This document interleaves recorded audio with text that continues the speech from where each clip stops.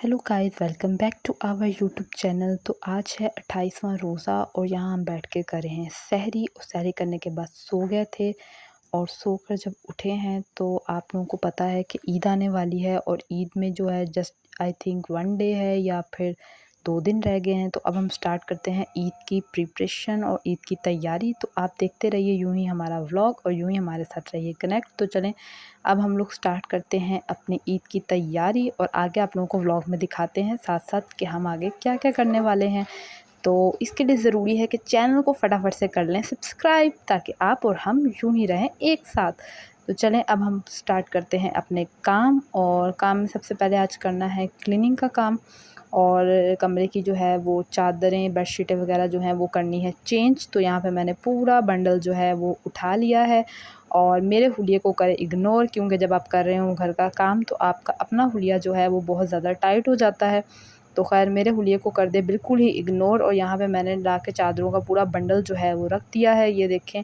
और अब हम करते हैं अपनी चादरें चेंज और ये देखें जी, झटपट से हुआ जादू और हो गई हमारी चादरें एकदम से बिल्कुल चेंज। और ये कर्टन्स वगैरह भी सब चेंज कर लिए हैं। तो बिल्कुल बेडशीटें चेंज करने से कमरे का लुक एकदम ही चेंज हो जाता है, कमरा बहुत ऑसम हो जाता है। और उतनी देर में टाइम हो चुका था ज़ोहर की नमाज़ का और यहाँ मैं पढ़ने लगी थी ज़ोहर की नमाज़।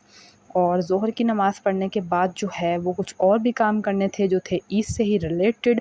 तो उसके बाद जो है अगला काम जो था वो था मम्मा के बालों में हेयर कलर लगाना। जी हाँ, आपको अपने से जुड़े जो आपके माँ बाप होते हैं उनको भी ईद पे स्पेशल फ़ील करवाना चाहिए। तो मम्मा कह रही थी कि मेरे बालों में कलर लगा लो। तो मम्मा जो है वो यूज़ करती हैं ओलिविया का ये डार्क ब्राउन शेड है और ये भी बहुत ज़बरदस्त कलर है और काफ़ी अफोर्डेबल है। इसका डिटेल रिव्यू जो है वो हमारे चैनल पर पहले से मौजूद है। अगर आपने नहीं देखा तो आप जाके वो वाला वीडियो भी देख सकते हैं, ताकि आपको पूरी डिटेल पता चल जाए कि इसका कैसा रिज़ल्ट आता है और कैसे है। तो आपका काम है कि अपने घर वालों को भी स्पेशल फ़ील करवाएं। और ईद तो वैसे भी रमज़ान में रोज़ेदारों के लिए एक तोहफ़ा है, तो इसको शानदार तरीके से ही एंजॉय करना चाहिए। यहाँ पे मम्मा के बाल जो हैं उनमें लग रहा था कलर। तो मम्मा के बाल जो हैं काफ़ी 3-4 मंथ से जो हैं वो डाई नहीं किए थे, इसकी वजह से काफ़ी ज़्यादा जो हैं वो वाइट हो रहे थे, ग्रे हो रहे थे। तो यहाँ पर फटाफट से लगा रहे थे मम्मा के बालों में कलर, क्योंकि आपको ईद से पहले अपनी इस तरह की जो सेल्फ़ ग्रूमिंग होती है वो पहले से कर लेनी चाहिए। और अब तो ईद में रह भी 1-2 दिन रहे हैं, तो इसलिए आपके पास जो है टाइम भी कम है। तो आपका काम है कि आप फटाफट से ये कर लें। तो कलर लगाने के बाद छोड़ दिया था कि 1-2 घंटे के बाद 1 घंटे के बाद मम्मा वॉश कर लेंगी। और जब तक मैं यहाँ पर धो रही थी बर्तन जो सहरी के पड़े हुए थे, तो सोचा कि अब फटाफट से जो है वो बर्तन धोते हैं और किचन करते हैं क्लीन और अपना एक और काम जो है वो कर लेते हैं फ़िनिश। तो जब ईद आने वाली हो और ऐसा कोई फ़ंक्शन आने वाला हो तो आपके पास और भी जो है वो कम टाइम होता है, तो आपको जल्दी काम करना होता है। और मैंने कर लिए थे आज सारे बर्तन वॉश। और मेरी सिस्टर यहाँ पर कर रही थी जो चादरें पर्दे उतारे, तो उसने कहा मैं साथ ही वॉश करके ये भी रख लेती हूँ, ताकि ये फिर ना पड़े रह जाएँ। अच्छा नहीं लगता कि एक साइड पे आपके कपड़ों का ऐसे ही ढेर पड़ा हो, तो ये भी कोई अच्छा इम्पैक्ट नहीं पड़ता। और जब तक मैं बना रही थी शरबत, तो आज बन रहा था ऑरेंज टैंक, जो कि है मेरा फ़ेवरेट और काफ़ी इसका क्लासी सा टेस्ट है। अगर आपने नहीं ट्राई किया तो आप जाके ट्राई करें, आपको भी काफ़ी अच्छा लगेगा।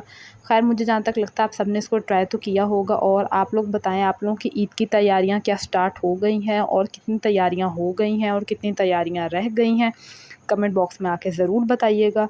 और उसके बाद यहाँ मैंने रेडी कर ली थी फ्रूट चाट। आज ज़्यादा फ्रूट नहीं थे, सिर्फ सेब और अमरूद पड़े थे, तो इनकी थोड़ी बहुत बना ली थी, क्योंकि हमसे फ्रूट जो है वो दूसरे तरीके से नहीं खाया जाता। तो हमने सोचा कि फ्रूट चाट बना लेते हैं। इस तरह से आपका फ्रूट जो है वो यूटिलाइज़ हो जाता है और आप आसानी से फ्रूट जो है वो खा लेते हैं। तो फ्रूट चाट भी मज़ा देती है आपको, ठंडा ठंडा सा, कि ठंडा ठंडा खाएं तो काफ़ी मज़ा आता है। जब तक टाइम हो गया था असर की नमाज़ का, और यहाँ पर असर की नमाज़ पढ़ने के बाद ही साथ ही जो फ्राइंग का काम है वो स्टार्ट हो गया था कि गरम गरम चीज़ आप सर्व करें, वो काफ़ी अच्छा लगता है।